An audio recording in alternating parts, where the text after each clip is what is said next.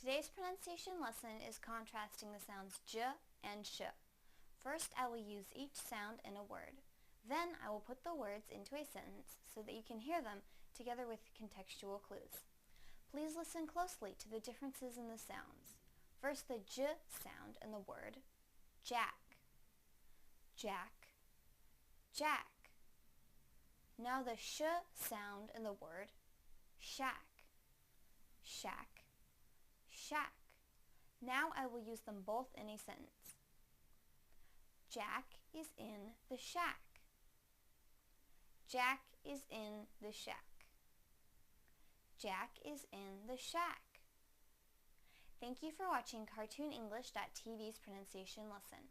Come visit our website for free lessons, games, and chat. Bye!